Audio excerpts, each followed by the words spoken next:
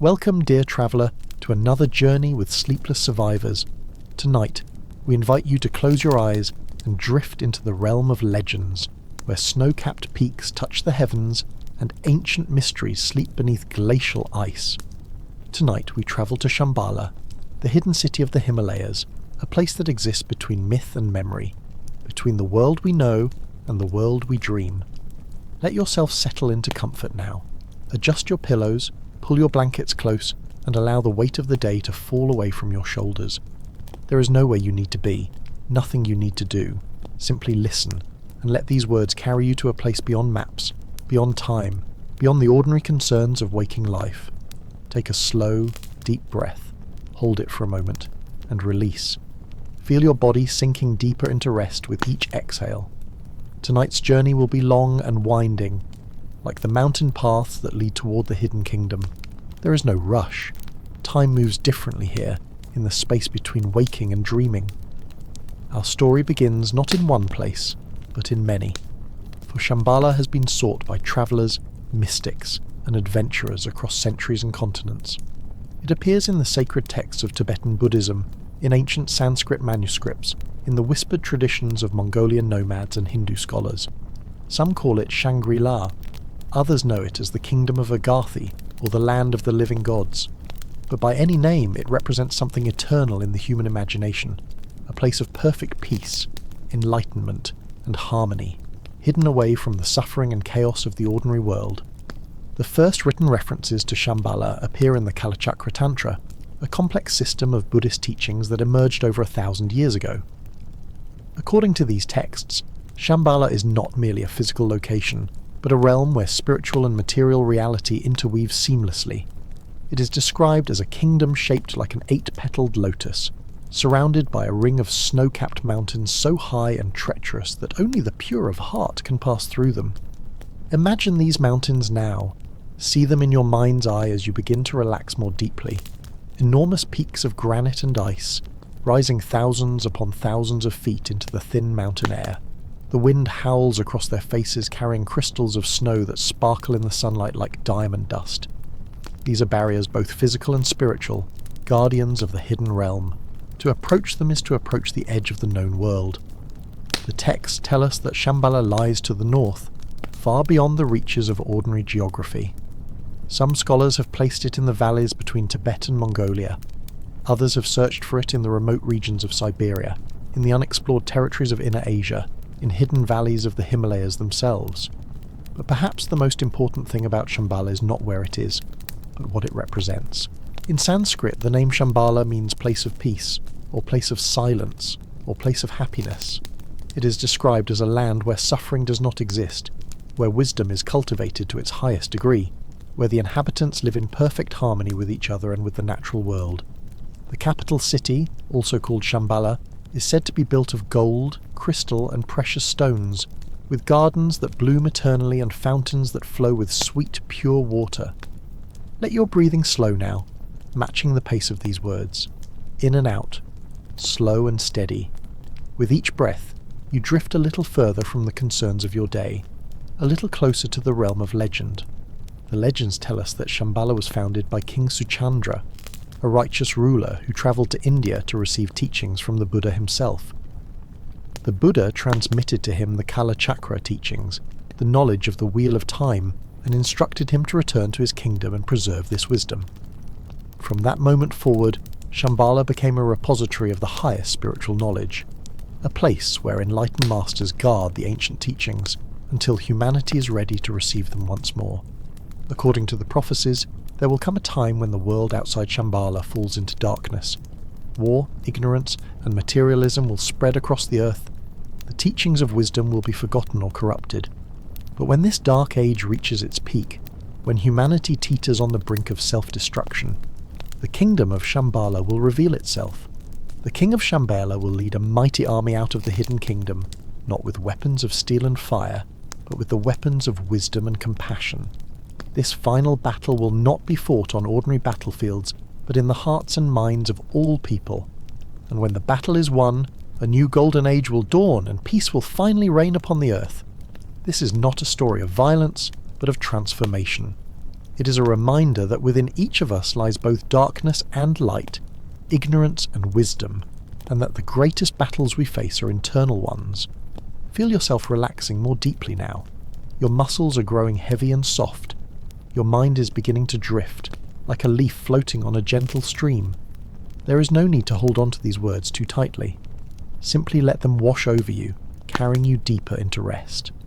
Throughout history, many have sought the physical location of Shambhala. In the late 19th and early 20th centuries, a wave of Western explorers, mystics and adventurers turned their attention to the remote regions of Central Asia, hoping to discover this hidden kingdom.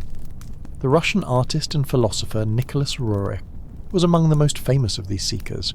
Between 1924 and 1928, Roerich led an expedition through Central Asia, travelling through Sikkim, Kashmir, Ladakh, China, Siberia and Mongolia. He was convinced that Shambhala was a real place, and his paintings captured the stark, otherworldly beauty of the Himalayan landscape, those endless mountains that seemed to touch the realm of gods. Roerich's expedition was fraught with danger. His party faced harsh weather, political intrigue, and the physical demands of travelling through some of the most challenging terrain on Earth. They crossed high mountain passes where the air was so thin that every step required tremendous effort. They endured freezing temperatures, blinding snowstorms, and the constant threat of avalanches. Some of his party members did not survive the journey. And yet, Roerich pressed on, driven by his conviction that Shambhala was more than myth. In his journals, Roerich recorded strange phenomena. He wrote of mysterious lights in the sky, of locals who spoke in hushed tones about the hidden kingdom, of ancient monasteries where monks claimed to have knowledge of Shambhala's location, but would not share it with outsiders. Whether these accounts reflect objective reality, or the heightened perceptions of a mystic in an extreme environment, we cannot say for certain, but they add to the rich tapestry of legend that surrounds this place. Your eyelids are growing heavier now. Perhaps they have already closed. Your breathing has slowed to a gentle rhythm, deep and peaceful. The world around you is fading into the background. You're safe, comfortable, and at peace. Other explorers and mystics also sought Shambhala. The Hungarian philologist and Buddhist scholar Alexandra David Nail travelled extensively through Tibet in the early 20th century. She was fascinated by the stories of hidden valleys and secret kingdoms that she heard from lamas and local people. In her writings, she approached the question of Shambhala with both scholarly skepticism and spiritual openness. She noted that while Shambhala might not exist as a physical place one could find on a map, it existed powerfully in the minds and hearts of those who believed in it. And perhaps, she suggested, that kind of existence was the most important kind. David Nail wrote about the concept of tulpas, thought forms that are created through intense meditation and belief. In Tibetan Buddhism, it is believed that a sufficiently advanced practitioner can create entities through the power of the mind alone. Could Shambhala, she wondered, be a collective tulpa, a place brought into being by the focused intention and devotion of countless believers across centuries? Or could it exist in a dimension adjacent to our own, visible only to those who have cultivated the spiritual vision to perceive it? These questions invite us to consider the nature of reality itself. What makes something real? Is a place real only if we can point to it on a map, walk upon its ground, photograph its buildings? Or can something be real because it shapes human behaviour, inspires great works of art and literature, gives people hope and purpose? In this sense, Shambhala is undeniably real. It has influenced Buddhist practice, inspired countless pilgrims and seekers, and continues to capture the imagination of people around the world. Let your mind drift now. There is no need to think too deeply about these philosophical questions. Simply allow them to float through your consciousness like clouds drifting across a vast sky. You're becoming lighter, more peaceful, more relaxed.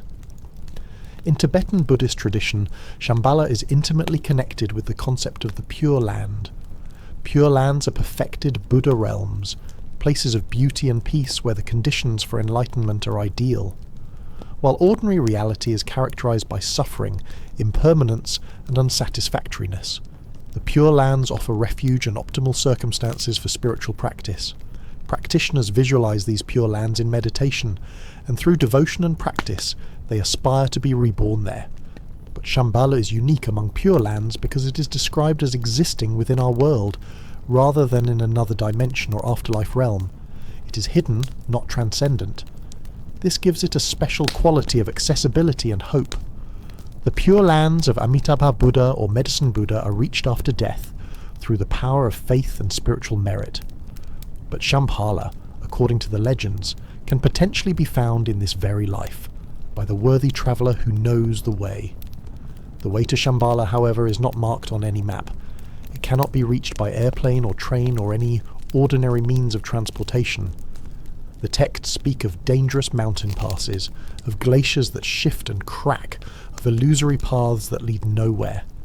They speak of spiritual tests, of deceptions and temptations designed to turn back those who are not ready. The journey to Shambhala is as much an inner journey as an outer one. Your body is so relaxed now, so comfortable and at peace. You might feel as though you are floating, suspended in a gentle, warm darkness. This is perfect. Simply continue to breathe, continue to listen, and allow yourself to drift. According to tradition, the kingdom of Shambhala is ruled by a succession of enlightened kings, known as Kulika kings or Kalki kings. The first king, Suchandra, received the Kalachakra teachings directly from the Buddha. Since then, a lineage of wise rulers has governed Shambhala, each one a master of meditation, compassion, and skillful governance. These are not ordinary monarchs concerned with power and wealth, but bodhisattvas, enlightened beings who have chosen to remain in the world to help all sentient beings achieve liberation from suffering. The current king, according to the prophecies, is preparing for the time when Shambhala will reveal itself. He watches the affairs of the outer world with compassion and concern. He sees the suffering caused by war, greed, hatred, and ignorance. He sees the destruction of the natural world, the exploitation of the weak by the powerful, the forgetting of ancient wisdom in favour of shallow materialism. But he also sees the seeds of goodness in human hearts, the potential for awakening, the possibility of transformation, and he waits for the right moment, when the darkness is deepest, but humanity is ready to receive the light. In your mind, you might picture this king now, not as a figure of earthly power, but as an embodiment of wisdom and compassion.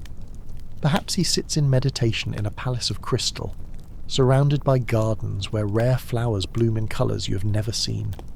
Perhaps he is ageless, his face serene and kind, his eyes holding depths of understanding. He is not hurrying. He has all the time in the world. Like you, right now, he's simply present, simply at peace. The architecture of Shambhala is described in the text with loving detail. The capital city is laid out in a mandala pattern, a sacred geometric form that represents the cosmos itself. At the centre stands the palace of the king, rising high above the other buildings, its walls inlaid with precious gems that catch and reflect the light. Surrounding the palace are the homes of the people, beautiful structures built from materials that are both strong and delicate. There are temples and libraries, gardens and fountains, wide streets paved with smooth stone. Everything in Shambhala is designed to support the spiritual life. The very layout of the city encourages harmony and contemplation. The gardens are planted not just for beauty, but to remind the inhabitants of the interconnectedness of all life. The libraries contain not just the Buddhist scriptures, but all the wisdom of the world, carefully preserved and studied. In Shambhala, the pursuit of enlightenment is not separate from daily life, but integrated into every activity. The people of Shambhala, according to the legends, are beautiful and long-lived. They are free from disease and want. They spend their days in meditation, study, artistic creation, and gentle work that supports the community. There is no poverty in Shambhala, no hunger, no violence. Conflicts, when they arise, are resolved through dialogue and compassion rather than force. Everyone has enough, and no one desires more than they need. This might sound like a fantasy, too perfect to be real. And yet it serves an important purpose in the spiritual imagination. It shows us what is possible. It reminds us that suffering is not inevitable, that human beings are capable of creating societies based on wisdom and kindness rather than greed and fear. Whether or not Shambhala exists as a physical place, the ideals it represents are real and attainable. You are drifting deeper now, into the borderlands of sleep. The words are becoming softer, more distant, like voices heard from far away. This is natural and good. There is no need to hold on to consciousness. Let yourself go. The legends tell us that the inhabitants of Shambhala possess advanced spiritual and technological knowledge. Some versions of the story describe miraculous devices, machines that run on light or sound or pure energy. There are vehicles that can fly through the air or travel beneath the earth. There are weapons, though they are never used for aggression, only defense, that can neutralize aggression without causing harm. These descriptions have led some to speculate that Shambhala represents an ancient advanced civilization, perhaps one that predates known history. In the 1920s and 30s, some Western occultists and mystics became fascinated with the idea of Shambhala as a hidden repository of ancient technology. They connected it with other legends of lost civilizations like Atlantis or Lemuria. They speculated about underground tunnels, about flying vehicles sighted in remote regions, about mysterious beings who appeared to travelers in distress and then vanished. These speculations often mix genuine spiritual seeking with wishful thinking, and sometimes darker ideological agendas. It is worth noting that during this period, some individuals and groups attempted to appropriate the symbolism of Shambhala for political purposes. The Nazis, for example, sent expeditions to Tibet in the 1930s, claiming to search for the origins of the Aryan race and for occult knowledge that could be used for power. These expeditions had nothing to do with the true spiritual meaning of Shambhala, and everything to do with a twisted ideology of racial supremacy. The real teachings about Shambhala emphasize compassion, wisdom, and the equality of all beings, the exact opposite of such hateful philosophies. We mention this not to dwell on darkness, but to remind ourselves that symbols can be misused, and that we must always return to the true heart of a teaching. The heart of the Shambhala teaching is simple and pure. Peace is possible, wisdom can triumph over ignorance, and the human potential for good is boundless. Let all tension release from your body now. Your jaw is relaxed, your shoulders are soft, your arms and legs are heavy and comfortable. Your breath flows in and out effortlessly like gentle waves upon a shore. You're so peaceful, so calm. In Tibetan Buddhism, there is a practice called the Shambhala sadhana, a meditation and visualization practice focused on the hidden kingdom. Practitioners visualize themselves traveling to Shambhala, being received by the king and his court, receiving teachings and blessings. This is not meant to be mere fantasy, but a method of training the mind, of cultivating the qualities that Shambhala represents: purity, wisdom, compassion, and spiritual strength. Through repeated practice, the meditator begins to embody these qualities. Shambhala becomes less of an external destination and more of an internal reality. The hidden kingdom is discovered within one's own heart and mind. This is the secret teaching. Shambhala is everywhere and nowhere. It exists in potential in every moment, waiting to be recognized and actualized. The great Buddhist teacher Chogyam Trungpa Rinpoche taught extensively about Shambhala, though his interpretation was somewhat different from the traditional one. For Trungpa, Shambhala represented the basic goodness of human nature and the possibility of creating enlightened society. He taught that every person has within them a natural nobility, a fundamental worthiness and dignity. When we connect with this basic goodness in ourselves, we can begin to create conditions of harmony and peace in our families, our communities, and our world. Trungpa's Shambhala teachings emphasize the warrior tradition, but not the warrior as a fighter or aggressor. Rather, the Shambhala warrior is one who has the courage to face themselves honestly, to confront their own fears and weaknesses, and to work continuously on developing wisdom and compassion. The warrior is gentle and fearless, disciplined and kind. The battles they fight are against ignorance, hatred and delusion, both within themselves and in the world. This vision of Shambhala is perhaps the most accessible and practical. It does not require us to search for a hidden kingdom in the mountains.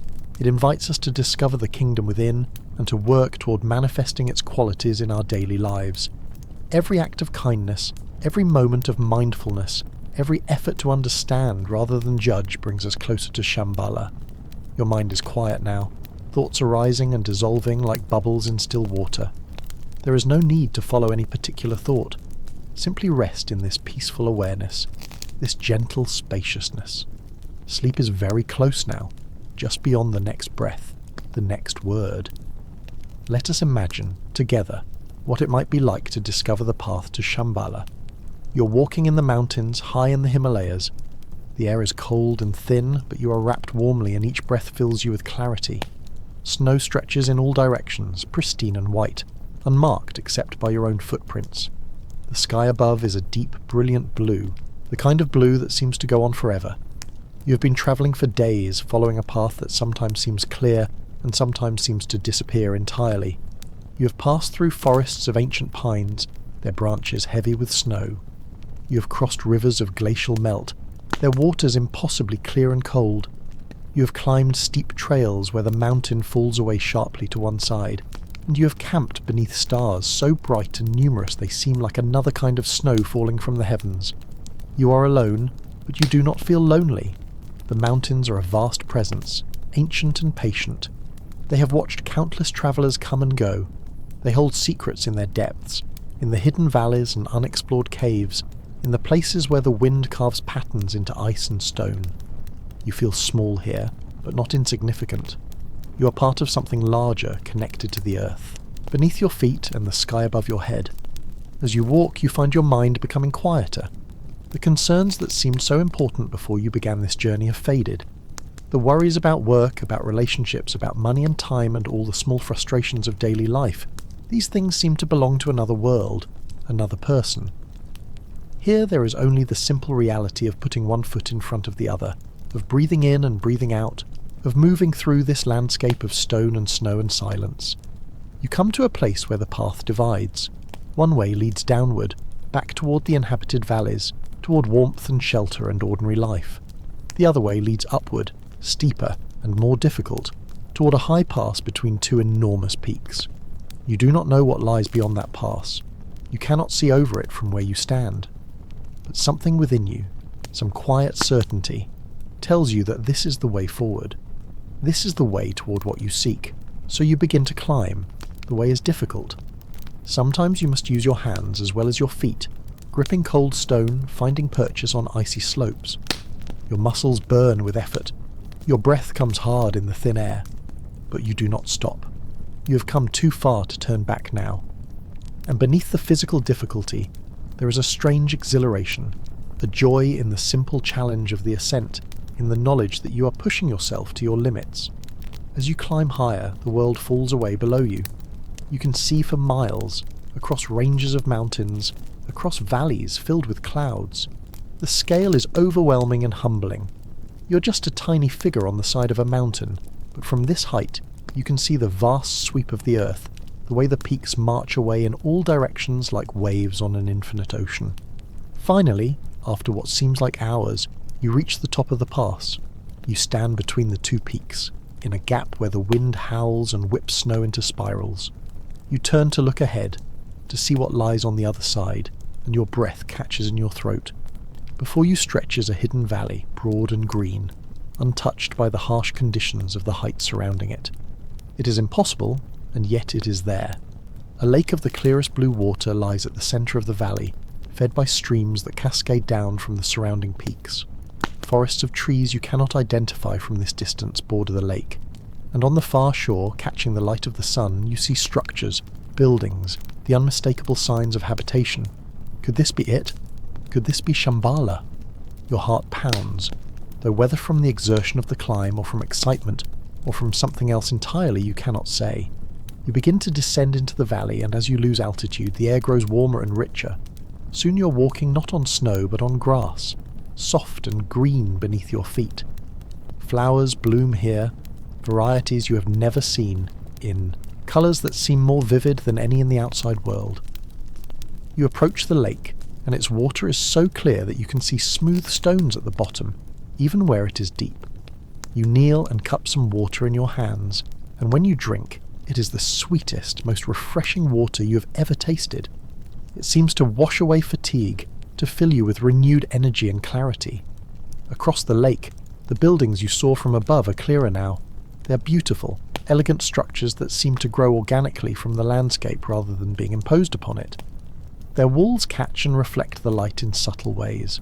You can see figures moving among the buildings, people going about their daily activities. As you stand there, uncertain whether to call out or to approach, a figure separates from the others and begins walking around the shore of the lake toward you. As the figure draws closer, You see it is a man, neither young nor old, dressed in simple robes of a colour somewhere between gold and cream. His face is serene, and when he sees you he smiles. "Welcome," he says, and his voice is kind. "We have been expecting you." You want to ask how this is possible, how they could have known you were coming, but the words don't come. Instead, you simply follow as he gestures for you to walk with him. He leads you around the lake, pointing out features of the valley, speaking in a quiet voice about the history of this place, about the people who live here, about the practices they maintain. He tells you that this valley has existed beyond the reach of the outside world for longer than anyone can remember. It is protected not by walls or guards, but by the mountains themselves, and by something else, something less tangible.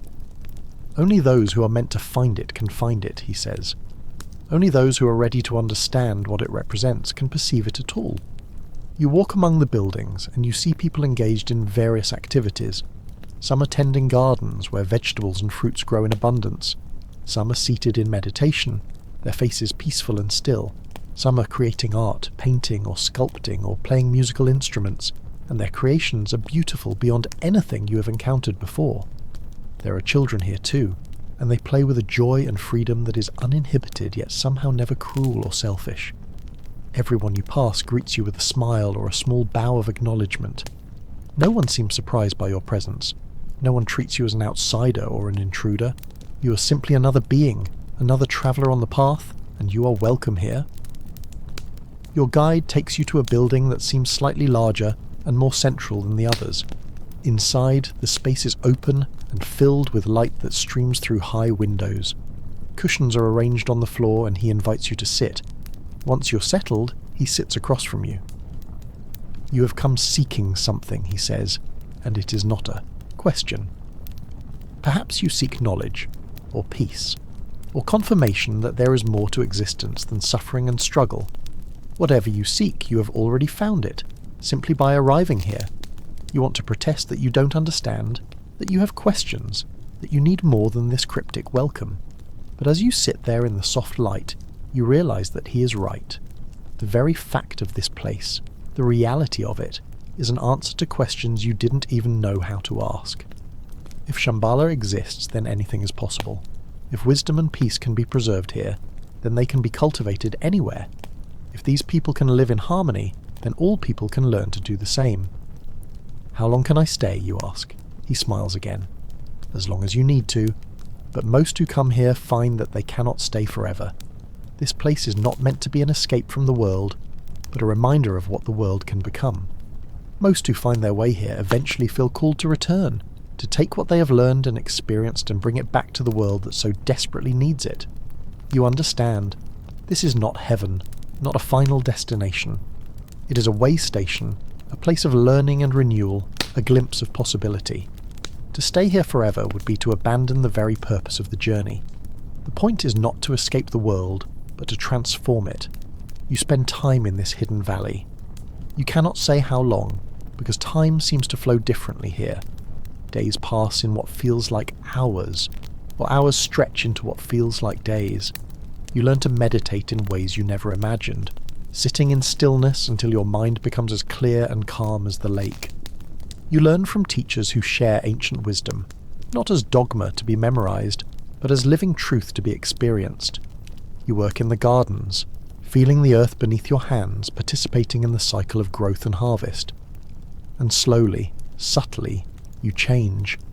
The anxieties and fears that drove you before begin to dissolve. The harsh judgments you held about yourself and others begin to soften. You discover a fundamental goodness at the core of your being, a goodness that was always there but was covered over by layers of conditioning and hurt. You learn that you're not separate from the rest of existence, but intimately connected to all things, part of the great web of life that includes every person, every animal, every plant, every rock and river and mountain. One morning, you wake with the knowledge that it is time to leave. No one has told you this, but you know it with certainty. You have learned what you came here to learn, or at least as much as you can absorb for now. The pull of the outside world, the world of ordinary suffering and struggle, is strong. There are people there who need what you have discovered. There is work to be done. You say your farewells. Your guide and the others you have come to know embrace you warmly. Remember, your guide says, that you can always return here, not just by climbing mountains, but by turning inward, by cultivating the qualities of Shambhala in your own heart. The hidden kingdom is not just a place but a state of being, and once you have found it, it is always accessible to you. You retrace your steps, climbing back up to the high pass, descending the mountain trails, returning to the world of cities and noise and complexity. But you are not the same person who began this journey. You carry Shambhala within you now. You carry the memory of peace, the knowledge of possibility, the confidence that wisdom and compassion are real and powerful forces in the world, and perhaps, in your own small way, you begin to create Shambhala wherever you go. Through your actions, your words, your presence, you plant seeds of the hidden kingdom in the hearts of those you meet. This is the true meaning of Shambhala, not a place to escape to, but a reality to create, here and now in this very world. You are very close to sleep now, drifting on the edge of dreams. The story is carrying you deeper, and soon you will cross over entirely into the realm of sleep, where other adventures await. This is good and natural. Simply continue to breathe, continue to rest, and allow yourself to let go.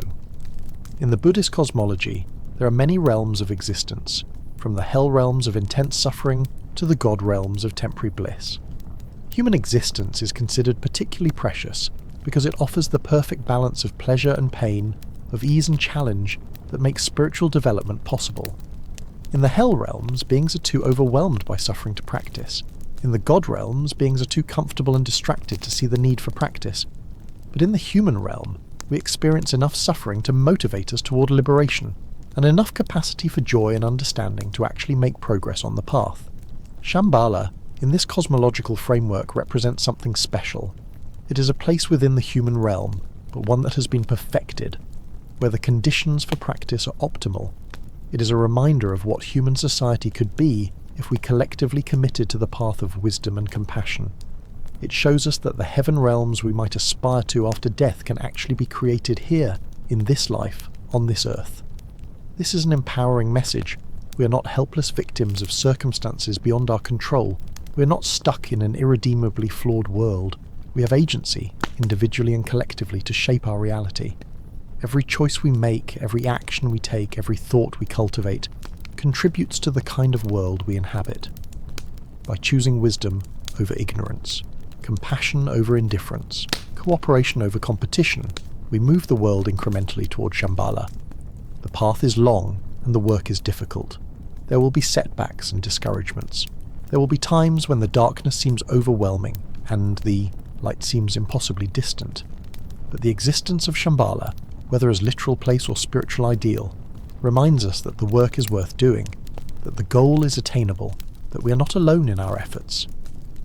Throughout history, there have been individuals and communities who have embodied the Shambhala ideal in various ways. The early Buddhist monastic communities, with their emphasis on non-violence, simplicity and mutual support, were attempts to create enlightened micro-societies. Various reform movements, both religious and secular, have drawn inspiration from visions of a better world, of societies organised around justice and compassion, rather than exploitation and greed. In the modern world, we see echoes of the Shambhala ideal in the movements for social justice, environmental protection, and peace.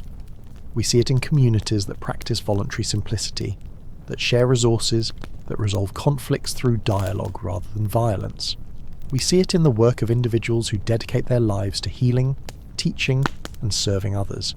These are all manifestations of the Shambhala impulse, the drive to create conditions of greater wisdom and happiness for all beings. Let your body be completely relaxed now. Your breathing is slow and deep and effortless. Your mind is quiet, spacious, at peace. You are floating in a gentle darkness, safe and comfortable. There is nowhere to go, nothing to do, no one to be. Simply rest in this moment, this perfect present moment. The prophecies about Shambhala speak of a future time when the kingdom will reveal itself, when the forces of wisdom will triumph over the forces of ignorance. But we need not wait passively for this prophesied future. Each of us can be an agent of revelation, a warrior of wisdom, a builder of the enlightened society. By working on ourselves, by cultivating our own minds and hearts, and by extending that work into our relationships and communities, we participate in the manifestation of Shambhala. This is the ultimate teaching hidden within the legend. Shambhala is not somewhere else, not in some distant time or place. It is here and now, potential in every moment, waiting to be recognized and actualized. When we act with kindness, we create a moment of Shambhala. When we speak truthfully, we create a moment of Shambhala. When we see clearly, without the distortions of greed, hatred and delusion, we dwell in Shambhala. The hidden city in the Himalayas, with its palaces of crystal and gardens of eternal bloom, is a symbol for this possibility. It captures the imagination because it gives form to a formless truth.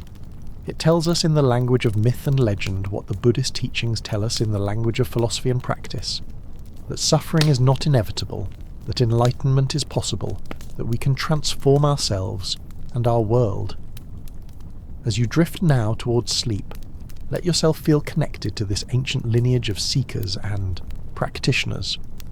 Across centuries and continents, people have been drawn to the vision of Shambhala, have dedicated their lives to the cultivation of wisdom and compassion. You are part of this lineage. Your own efforts, however small they might seem, contribute to the great work of collective awakening.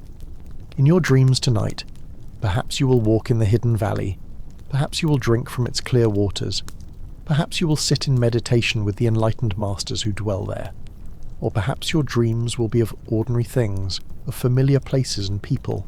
Either way, you are held in the embrace of something vast and good, something that wishes for your happiness and for the happiness of all beings.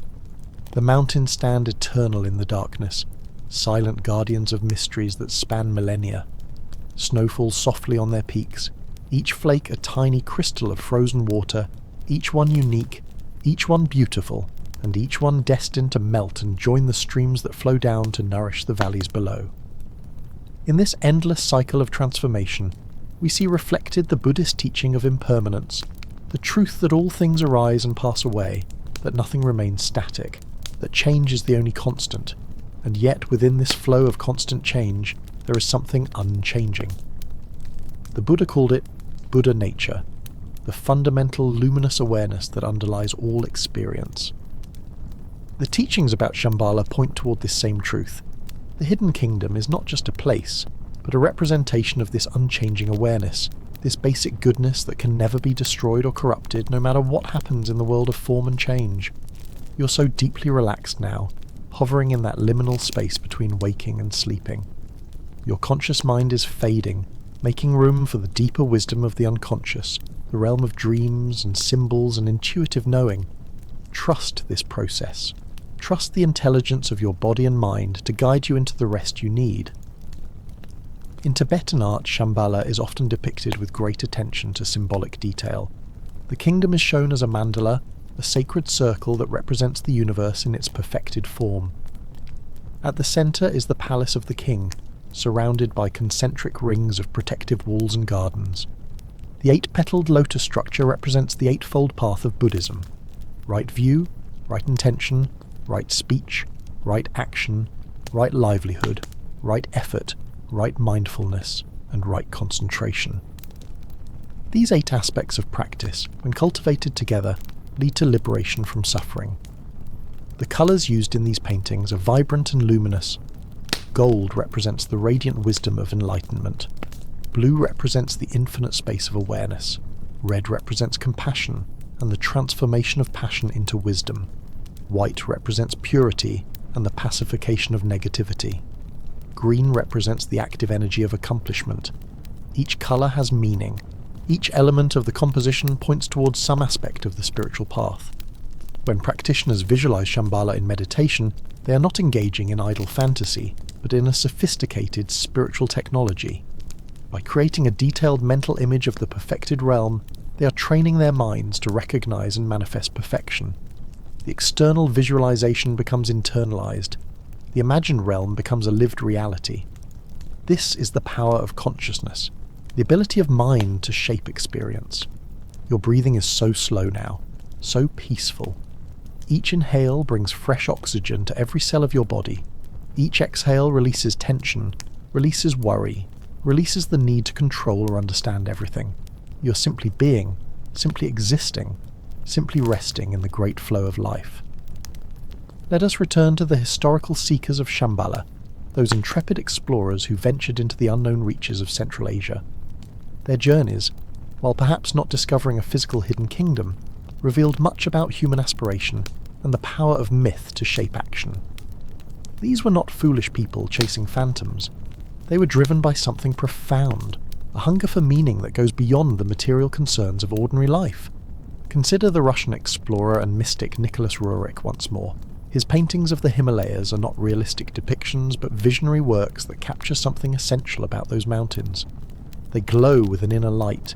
They seem to exist in a dimension slightly removed from ordinary reality. When you look at a Roerich painting, you feel that you are seeing not just the physical geography, but the spiritual essence of the place. Roerich believed that art could be a bridge between the material and spiritual worlds. He saw beauty not as mere decoration, but as a force that could elevate consciousness and inspire people toward higher values. His search for Shambhala was inseparable from his artistic mission. He wanted to find the source of beauty, the wellspring of inspiration, the place where the spiritual became visible in material form. During his expedition, Roerich encountered many local legends about hidden kingdoms and secret masters.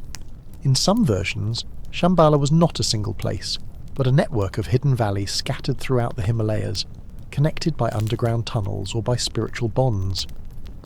In other versions, it was guarded by an order of advanced beings who could appear and disappear at will, who could project their consciousness across vast distances, who possessed knowledge that would seem miraculous to ordinary people. Whether these stories reflect objective reality, subjective experience, or creative embellishment, they point towards something important. They suggest that the landscape of Central Asia, with its vast distances and extreme conditions, naturally evokes the sense of mystery and possibility. In such places, far from the settled certainties of civilization, the boundary between the known and unknown becomes thin. It becomes easier to believe that anything might be possible, that wonders might exist just beyond the next mountain range. You are drifting deeper now, like a leaf spiralling slowly down through clear water. The surface is far above you, but you have no desire to return to it. Down here in the depths, there is peace and silence, and a soft, diffused light that makes everything beautiful. The concept of hidden masters or Mahatmas was central to many of the mystical movements of the 19th and early 20th centuries. Theosophists spoke of the Great White Brotherhood, enlightened beings who lived in remote parts of the world and guided human evolution from behind the scenes. Some claim to receive telepathic communications from these masters, messages of wisdom and prophecy. In Tibetan Buddhism, there is a related concept of the tulku, a realized master who chooses to reincarnate again and again to continue teaching and helping beings. The Dalai Lamas are perhaps the most famous example of this tulku tradition, but there are many others. These are not ordinary people who happen to be spiritually advanced. They are bodhisattvas, beings who have achieved a level of realization that would allow them to exit the cycle of rebirth entirely, but who choose to remain in the world out of compassion for those who still suffer. Could some of these tulkus be residing in Shambhala? Could the hidden kingdom serve as a refuge and training ground for these advanced practitioners? The text suggests that this is so. Shambhala is described as a place where the highest teachings are preserved in their pure form, where masters of meditation maintain practices that have been lost or corrupted in the outside world. In this way, Shambhala serves as a kind of spiritual seed bank, preserving the essential knowledge that humanity will need in order to evolve to the next level of consciousness. Just as agricultural seed banks preserve plant varieties against the possibility of crop failure, Shambhala preserves wisdom teachings against the dark ages of ignorance and destruction. Your mind is so quiet now. Thoughts arise more and more slowly, with longer spaces of silence between them. You're content to simply be, to rest in awareness without grasping at any particular content. This is the natural state of mind, spacious and luminous, like a clear sky. According to the prophecies, the final battle between the forces of Shambhala and the forces of darkness will take place in the future, when materialistic civilization has reached its peak of destructiveness. Some interpret this literally, as a physical war between armies, but the more sophisticated interpretations understand it metaphorically as a battle for human consciousness. The forces of darkness are not external enemies but our own ignorance, greed, and hatred. The forces of light are not physical weapons but wisdom, compassion, and skillful means. The battlefield is the human heart. The victory is achieved not through destruction but through transformation, not through defeating others but through awakening ourselves. In this interpretation, we are all potentially warriors of Shambhala. We all have the capacity to wage this inner battle, to confront our own shadows, to transform our negative patterns into wisdom. Every person who does this work contributes to the collective awakening, brings humanity one step closer to the enlightened society that Shambhala represents. This is not a passive or escapist spirituality. It is active and engaged. It calls us to take responsibility for our own minds and hearts, and then to extend that responsibility outward into our relationships, our communities, our societies, our world. It calls us to be warriors, not in the sense of being aggressive or violent, but in the sense of being courageous, disciplined, and committed to the path of awakening. The great Buddhist teacher Shantideva wrote, "All the suffering in the world comes from seeking pleasure for oneself. All the happiness in the world comes from seeking pleasure for others." This is the essence of the Shambhala vision, a world in which individuals transcend their narrow self-interest and work for the welfare of all beings. Imagine such a world.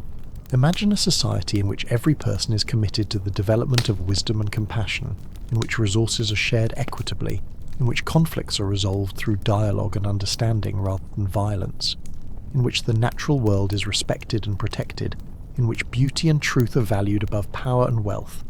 This is not an impossible fantasy. It is simply what would naturally arise if human beings lived according to their highest potential, rather than their lowest impulses. You're so close to sleep now, balanced on the knife edge between conscious and unconscious. Soon you will tip over entirely, and these words will fade into the background of your awareness, becoming part of the dream landscape that is already beginning to form. This is perfect. Simply allow it to happen. There is no need to hold on to waking consciousness any longer. In some versions of the Shambhala legend, the hidden kingdom is protected not just by mountains, but by powerful spiritual forces, by mantras and protective deities that turn away those who come with impure intentions. Only those who approach with reverence, humility, and genuine spiritual aspiration can pass through these barriers. This is another way of saying that Shambhala cannot be found by force or through ordinary worldly means. It can only be discovered through inner transformation. The journey to Shambhala is therefore a journey of purification. The traveller must shed their attachments, their prejudices, their ego clinging. They must become humble, open, receptive. They must cultivate the qualities that would allow them to live in harmony with the perfected society of Shambhala. In this process of purification, the external journey becomes secondary to the internal one. Whether or not one physically arrives at a hidden valley in the Himalayas, the real arrival is the transformation of consciousness. This is why the legends speak of Shambhala appearing to some and not to others, even when they are in the same location. It exists in a different dimension of reality, one that is only perceptible to those who have developed the necessary spiritual vision. It is like certain frequencies of light or sound that are beyond the range of ordinary human perception. They are real, they are present, but we cannot detect them without the proper equipment. In the case of Shambhala, the equipment is a purified and awakened consciousness. The Tibetan tradition speaks of terma, hidden treasures of teachings that were concealed by ancient masters and are revealed when the time is right and the appropriate person appears to discover them. These terma can be physical objects, texts hidden in caves or sealed in statues. But they can also be mind terma, teachings that are implanted in the consciousness of a student and remain dormant until they are needed, perhaps many lifetimes later. Could Shambhala itself be a kind of terma, a hidden treasure waiting to be revealed when humanity is ready for it? The prophecies suggest exactly this. When the world has reached its darkest hour, when the need is greatest, Shambhala will appear. Not as a reward for passive waiting, but as a response to genuine spiritual readiness, to the collective aspiration of beings who are hungry for awakening. Your body is completely still now, completely relaxed. You might not even feel your body anymore, just a sense of peaceful awareness floating in space. Your breath continues on its own, without any effort from you. You're being breathed by the universe, sustained by forces far larger than your individual will. Trust this. Surrender to it. In the meditation practices associated with Shambhala, practitioners often visualize themselves receiving empowerment from the king of Shambhala. They imagine him placing his hand on their head, transmitting spiritual power and blessings. This is not understood as a literal physical transmission, but as a way of opening oneself to the qualities that the king represents, wisdom and compassion that exist as potentials within every being. The king of Shambhala in these visualizations is often depicted seated on a lion throne, holding a sword and a lotus. The lion represents fearlessness, the courage to face reality without flinching. The sword represents discriminating wisdom, the ability to cut through confusion and see things as they truly are. The lotus represents purity and compassion, the quality of remaining unstained by the mud of the world while still being rooted in it. These symbols are not arbitrary decorations but pointers to essential qualities of the awakened mind. Fearlessness, wisdom, and compassion, these are the weapons of the Shambhala warrior. With these, one can face any challenge, transform any obstacle, bring light to any darkness. In your own life, perhaps you have experienced moments when these qualities have arisen naturally, times when you acted with courage despite fear, when you saw through a problem to its essential nature, when your heart opened spontaneously to another's suffering. These moments are glimpses of your own Buddha nature, your own connection to Shambhala. They prove that these qualities are not foreign to you but are part of your fundamental being. The spiritual path is about learning to access these qualities more consistently, to live from them more fully. It is not about becoming someone else or acquiring something you don't have. It is about recognizing and actualizing what has always been present, covered over by layers of conditioning and confusion. You are dissolving now into sleep, your sense of self becoming more fluid, more expansive. The boundary between you and the world is softening. You are part of everything, and everything is part of you. This is the true nature of existence, interconnected and interdependent, a vast web of relationships in which every node affects every other node. In the Kalachakra Tantra, there is a detailed description of the Kalachakra mandala, the palace of Shambhala represented in visual form. This mandala is extraordinarily complex with multiple levels, hundreds of deities, and intricate symbolic relationships. To contemplate this mandala is to contemplate the entire cosmos, with all its dimensions and possibilities. At the centre of the mandala sits Kalachakra, the deity who represents the mastery of time. He is depicted with multiple faces and arms, each one representing a different aspect of enlightened activity. He embraces his consort, representing the union of wisdom and compassion, of emptiness and appearance, of masculine and feminine principles. Together they embody the complete awakened state, the integration of all dualities into non-dual awareness. Surrounding them are circles of other deities, protectors, and symbolic elements. Each level of the mandala represents a different aspect of reality, from the coarse physical world to the most subtle levels of consciousness. To enter the mandala through meditation is to journey through these levels, gradually refining one's awareness until one reaches the centre, the state of complete enlightenment.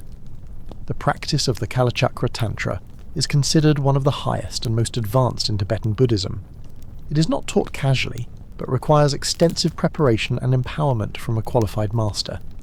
Those who practice it are working not just for their own liberation but for the welfare of all beings, aspiring to become like the king of Shambhala, able to guide others toward awakening.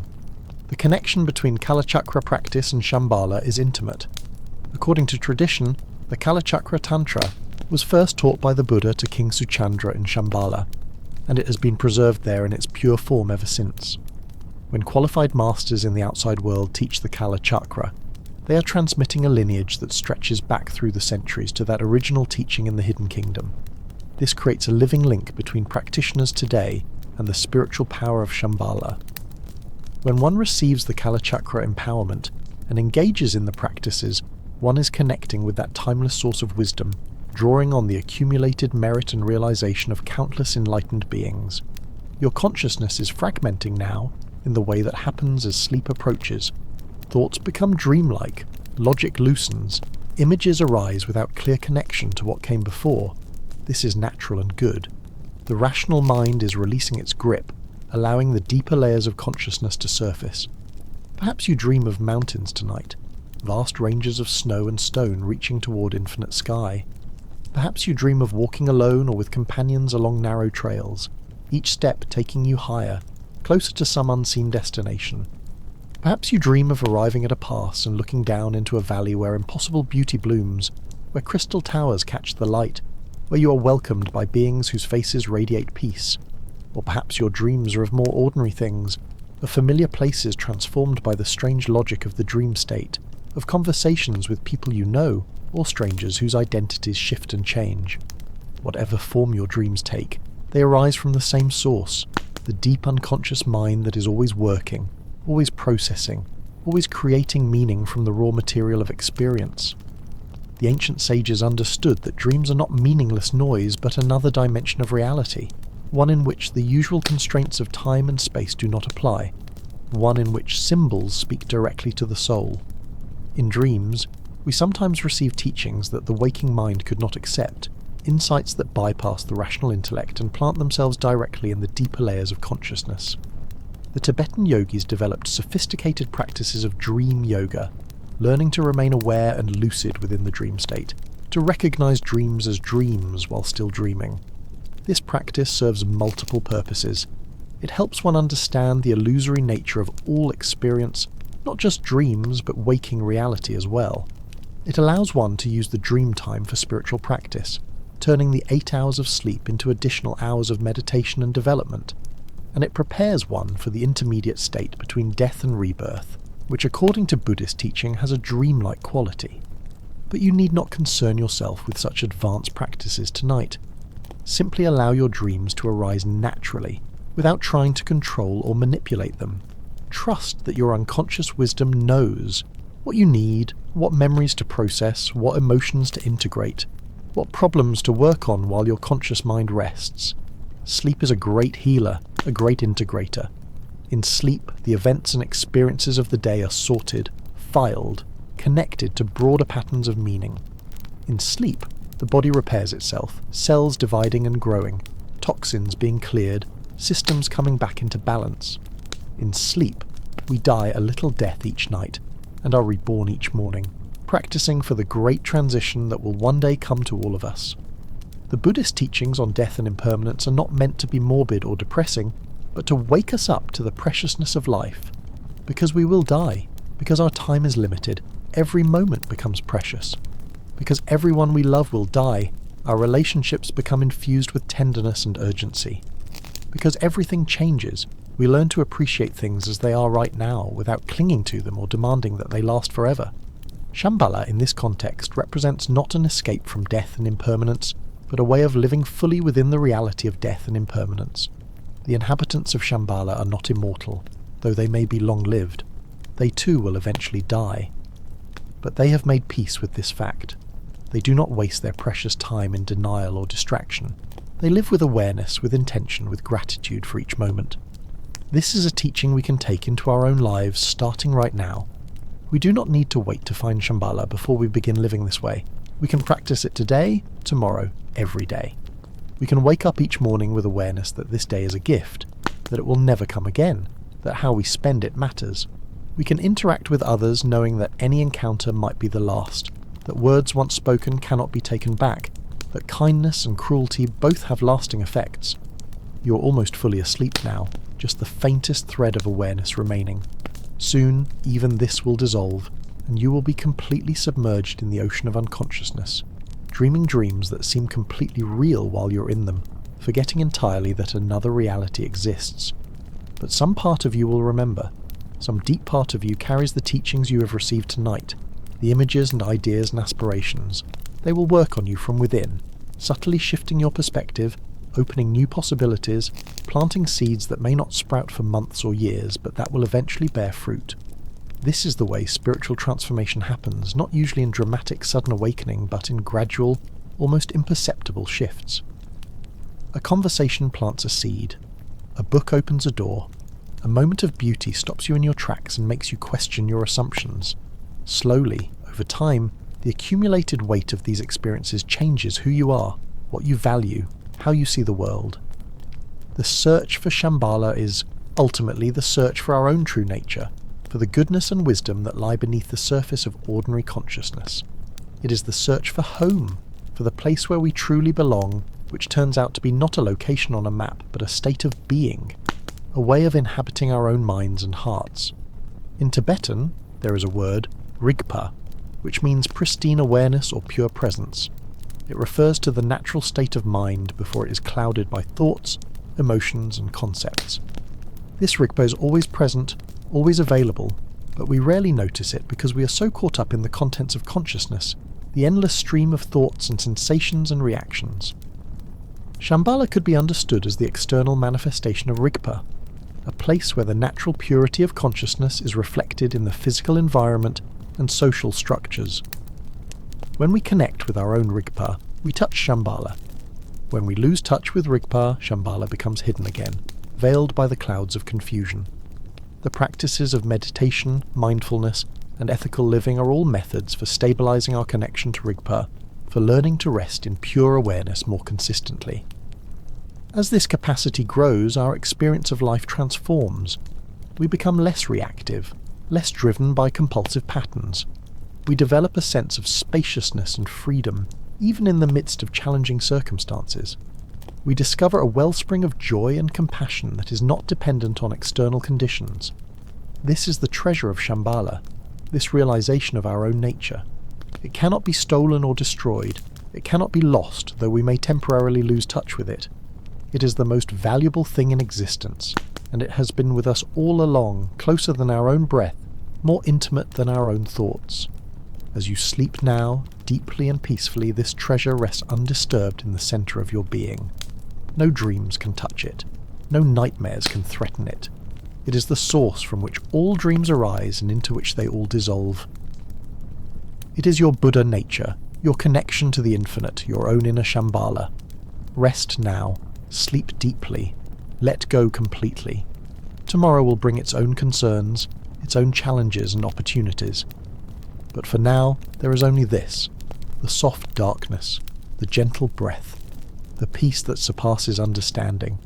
You are held in the embrace of something vast and loving, something that wishes only for your happiness and your awakening. The mountains stand silent in the night. Snow falls on their peaks, soft and eternal. Somewhere in their hidden valleys or in the depths of human consciousness, or in both at once, Shambhala waits, patient and timeless, ready to reveal itself when the moment is right, when hearts are open, when eyes can see what has always been present but hidden in plain sight. May all beings find their way to Shambhala. May all beings discover the peace and wisdom that are their birthright. May all beings awaken to their own true nature and work for the welfare of all. These are the aspirations of every bodhisattva, every spiritual warrior, every person who has glimpsed the possibility of a better world and dedicated themselves to manifesting it. And may you, dear traveller, sleep well and dream sweetly. May your rest be deep and restorative. May you wake refreshed and renewed, carrying within you a seed of the hidden kingdom, ready to plant it in the soil of your daily life, ready to nurture it with patience and care, ready to see it grow into something beautiful.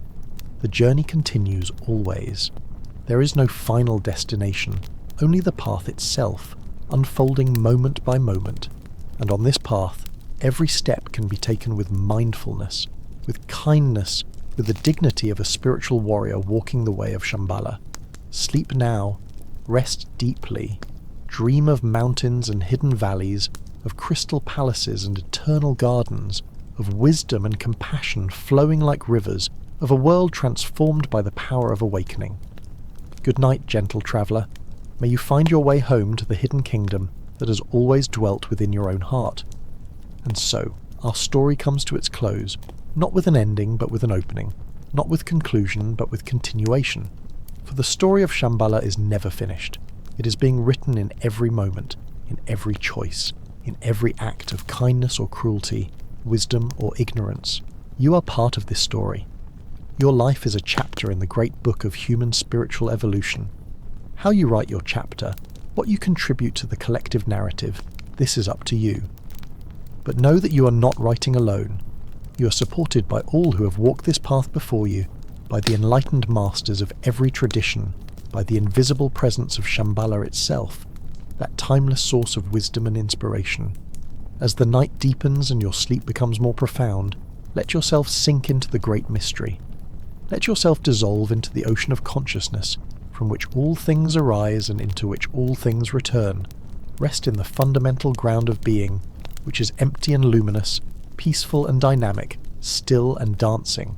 Here, in this deepest place, there is no separation between self and other, between inner and outer, between Shambhala and the ordinary world.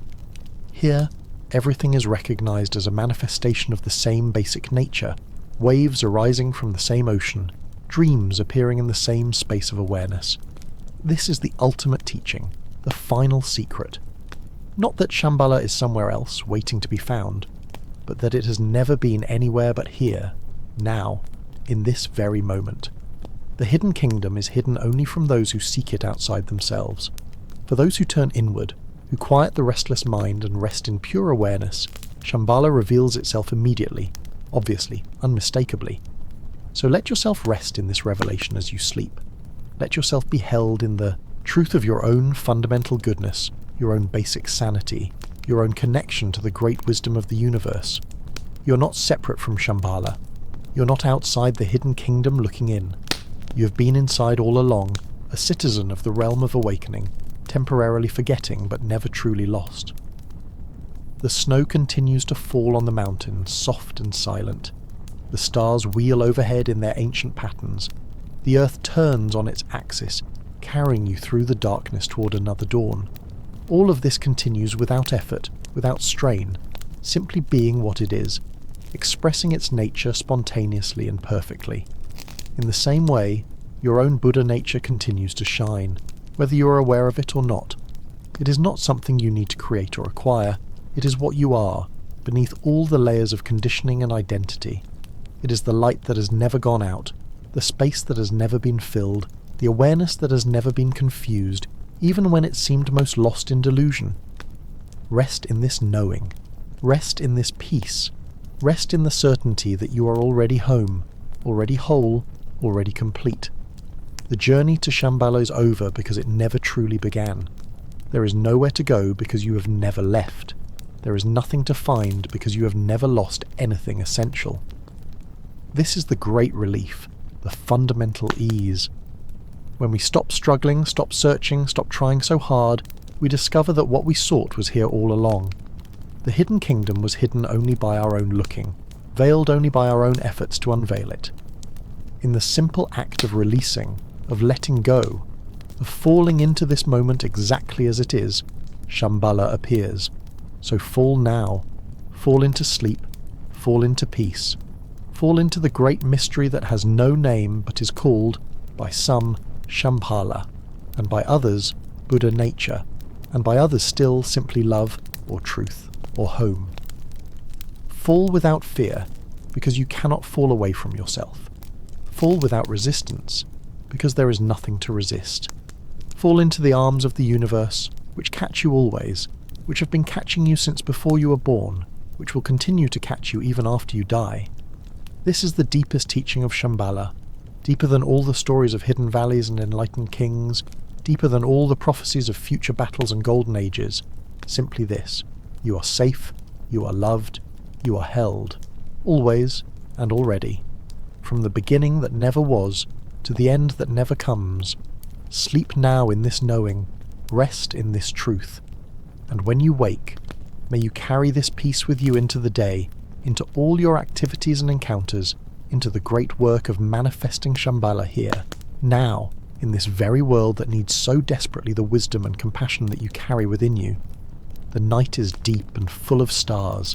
The mountains rise eternal against the sky, and somewhere between the earth and heaven, between waking and sleeping, between the world as it is and the world as it could be, Shambhala waits, patient and perfect, ready to welcome you home. Welcome home, dear traveller. Welcome to the hidden kingdom.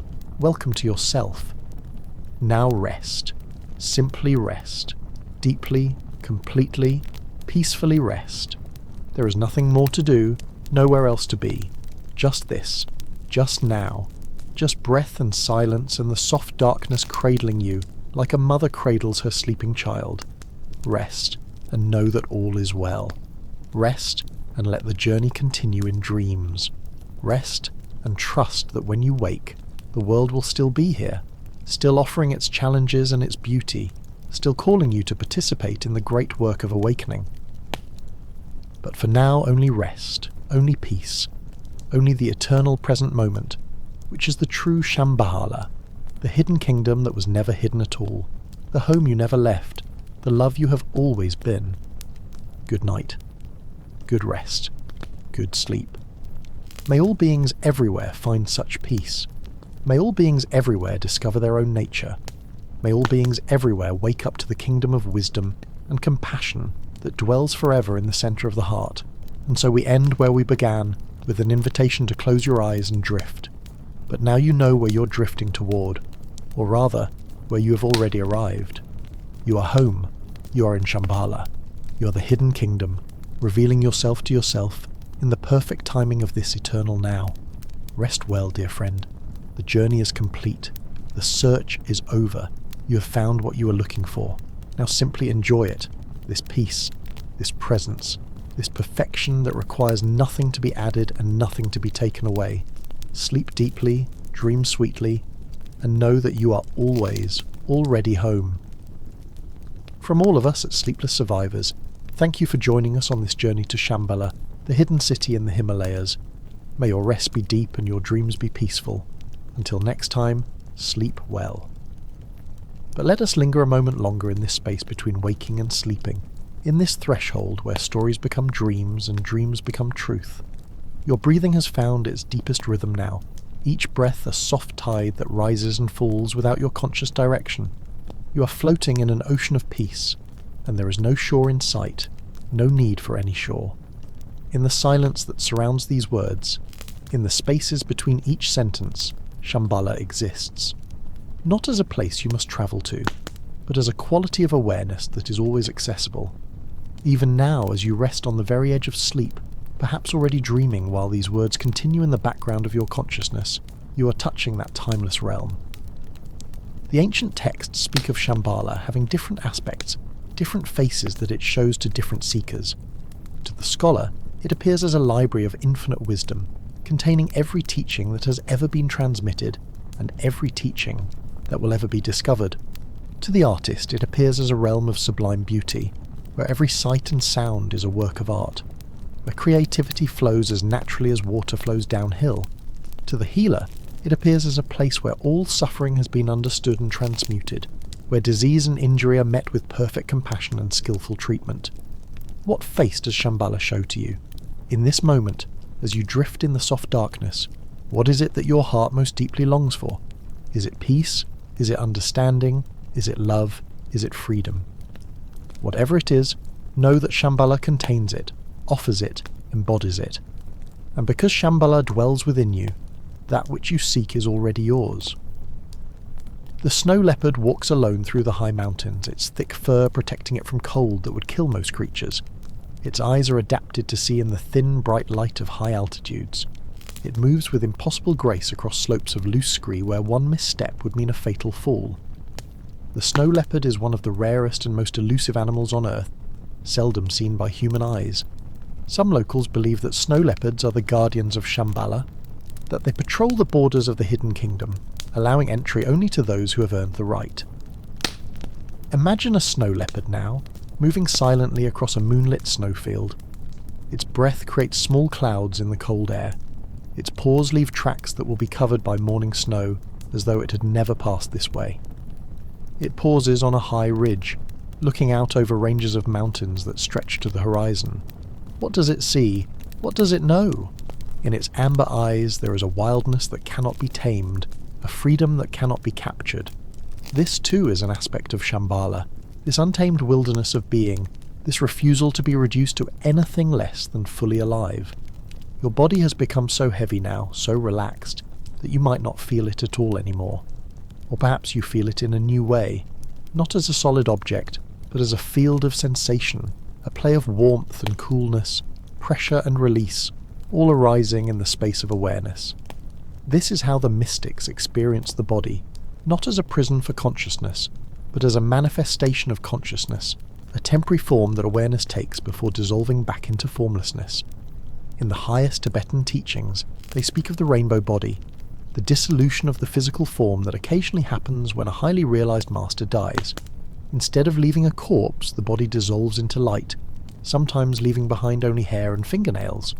This is understood as a sign that the master has achieved complete realization, that they have recognized the illusory nature of solid form and allowed the body to return to its source in luminous awareness. Whether or not such phenomena actually occur, the teaching points towards something important. Our sense of being a solid, separate self is itself a kind of illusion, a temporary coagulation of processes and patterns that we mistake for an enduring entity. When we relax this sense of solidity, when we allow our grip on self to soften, we discover a fluid, open quality of being. We are more like a process than a thing, more like a verb than a noun, more like music than a musical instrument. Shambhala is sometimes described as existing in this fluid, liminal way. It is not quite physical and not quite spiritual, not quite here and not quite there. It shimmers in and out of manifestation depending on the consciousness of the observer. This is why some travellers claim to have found it, while others, searching the same regions, find nothing. They are not lying, either group. They are simply operating at different frequencies of awareness, seeing different layers of reality. Let your own sense of self become more fluid now, more permeable. You're not just this body lying in this bed. You're also the air that moves in and out of your lungs. You're also the mattress that supports you, the blankets that warm you, the room that contains you, the building that houses you, the earth that holds everything. Where do you end and the world begin? The boundary is not as clear as you might think. In deep meditation, this sense of boundary can dissolve completely. The meditator experiences what is called non-dual awareness, a state in which subject and object, self and other, inner and outer, all collapse into a single seamless whole. This is not a loss of consciousness, but an expansion of it. You don't disappear, you become everything, and in that moment of complete unity, you are Shambhala. Not in Shambhala, but Shambhala itself, the living expression of enlightened awareness. This might sound abstract or philosophical, but it points toward the most immediate and intimate experience available. Right now, if you let go of all thoughts about who you are, all stories about your past and future, all concerns about how you appear to others, what remains? Just awareness itself, naked and luminous, aware of being aware. This is your true nature. This is Buddha mind. This is the king of Shambhala sitting on the throne of your own heart. The rivers that flow from the mountains carry meltwater from ancient glaciers. This water fell as snow hundreds or thousands of years ago, was compressed into ice, and is only now being released to flow down to the valleys. It is the purest water on earth, untouched by pollution, filtered through layers of rock and ice. To drink from such a stream is to drink from the source, to taste water as it was in the beginning of the world. In the same way, the teachings preserved in Shambhala are said to be pure, uncorrupted by the distortions and misunderstandings that accumulate over time. They flow from the source, from the direct realization of enlightened masters, unfiltered by cultural conditioning or political agendas. When we connect with these teachings, either through lineage, masters who carry them, or through our own direct insight, we are drinking from the source. Your mind is so quiet now, so still. Thoughts may arise occasionally, like ripples on the surface of a pond, but they quickly settle back into stillness. Beneath the thoughts, there is a vast silence, deep and rich and full. This silence is not empty or dead. It is alive, vibrant, pregnant with potential. All sounds arise from this silence and return to it. All thoughts emerge from this stillness and dissolve back into it. Rest in this silence now. Rest in this stillness. There is nothing you need to figure out, nothing you need to understand. Just be here, in this moment, in this breath, in this eternal now that is always present beneath the flow of time. The monastery bells ring across the valley in the early morning, calling the monks to prayer. The sound is pure and clear, resonating in the thin mountain air. It carries for miles, reaching remote hermitages where solitary practitioners sit in meditation caves carved into the cliff faces. The bells are not just marking time, they're offering a reminder, a wake-up call. They say, remember. Remember your true nature. Remember what you really are beneath the surface appearances. Remember the path. Remember your commitment to awakening. Even in your sleep, some part of you can hear these bells. Some part of you remains always awake, always aware, always clear. The Tibetans call this the primordial awareness, the ground luminosity that is never clouded by sleep or dreams or confusion. It is like the sun, which continues to shine even when clouds cover it, even during the night when the earth has turned away from it. The sun's light is constant, unchanging, always present. Your own Buddha nature is like this. It shines constantly, regardless of what is happening in your life, regardless of your emotional states or your thoughts or your circumstances. Suffering cannot touch it. Failure cannot diminish it. Even death cannot extinguish it. It is the deathless, the unborn, the unconditioned, and it is what you truly are. In Shambhala, they say that everyone lives in constant recognition of this truth. There is no forgetting, no falling into delusion, no mistaking the temporary for the eternal, or the conditioned for the unconditioned. Imagine living that way.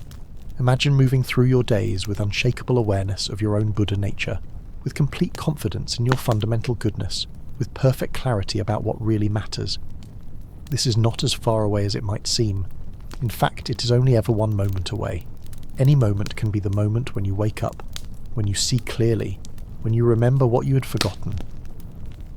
The ancient masters called this sudden awakening the possibility that in a single instant everything can shift and you find yourself seeing the world with completely new eyes.